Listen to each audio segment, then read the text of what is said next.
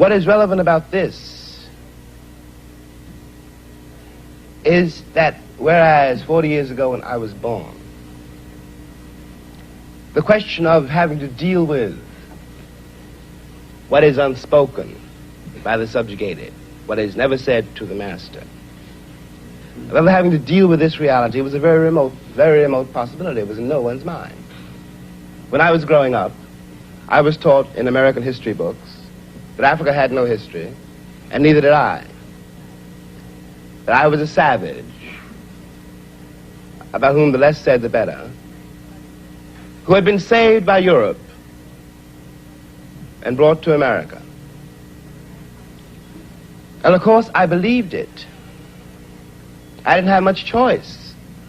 Those are the only books there were.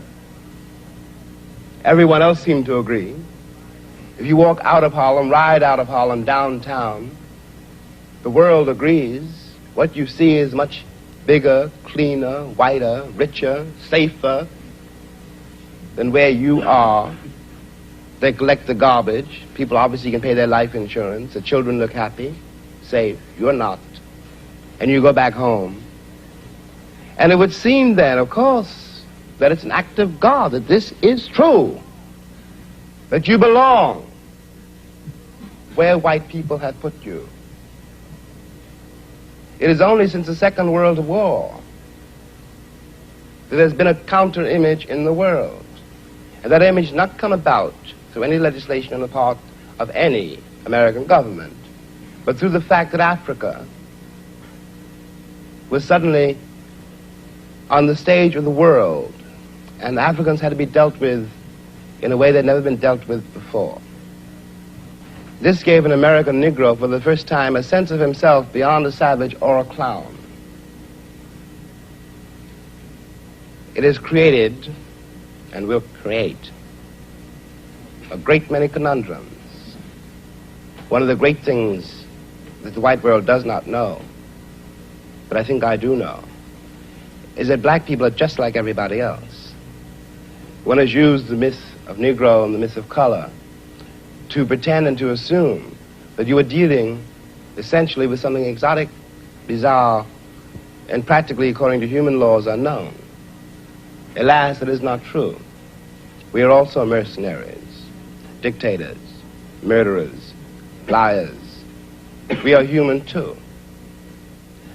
What is crucial here is that unless we can manage to establish some kind of dialogue between those people whom I pretend have paid for the American dream and those other people who have not achieved it,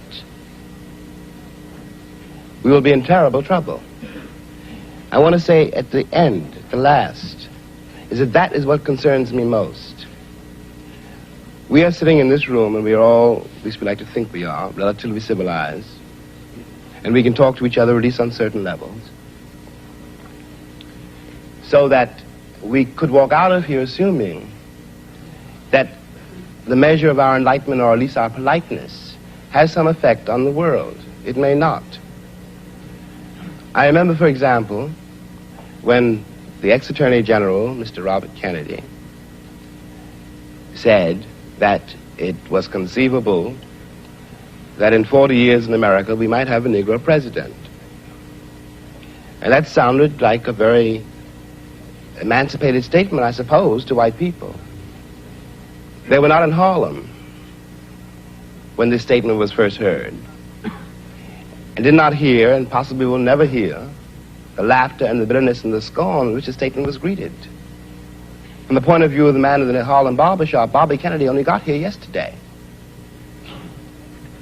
And now he's already on his way to the presidency. We've been here for 400 years, and now he tells us that maybe in 40 years, if you're good, we may let you become president. What is dangerous here is the turning away from anything any white American says. The reason for the political hesitation in spite of the Johnson landslide is the one has been betrayed by American politicians for so long. And I am a grown man, and perhaps I can be reasoned with. I certainly hope I can be. But I don't know, and neither does Martin Luther King, none of us know how to deal with those other people whom the white world has so long ignored, who don't believe anything the white world says and don't entirely believe anything I or Martin say. And one can't blame them. You watch what has happened to them in less than 20 years. It seems to me that the city of New York, for example, this is my last point, which has had Negroes in it for a very long time. If the city of New York were able, as it has indeed been able, in the last 15 years to reconstruct itself, tear down buildings and raise great new ones, downtown and for money, and has done nothing whatever except build housing projects in the ghetto for the Negroes. And of course the Negroes hate it. Presently the property does indeed deteriorate because the children cannot bear it. They want to get out of the ghetto. If the American pretensions were based on more solid, a more honest assessment of life and of themselves, it would not mean for Negroes, when someone says urban renewal, that Negroes simply are going to be thrown out into the streets, which is what it does mean now. This is not an act of God. We're dealing with a society made and ruled by men. If the American Negro had not been present in America, I am convinced that the history of the American labor movement would be much more edifying than it is.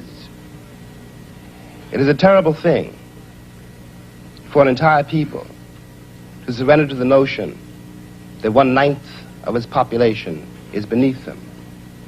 And until that moment, until the moment comes when we, the Americans, we, the American people, are able to accept the fact that I have to accept, for example, that my ancestors are both white and black, that on that continent we are trying to forge a new identity for which we need each other, and that I am not a ward of America. I am not an object of missionary charity. I am one of the people who built the country. Until this moment, there is scarcely any hope for the American dream, because the people who are denied participation in it, by their very presence, will wreck it. And if that happens, it's a very grave moment for the West. Thank you.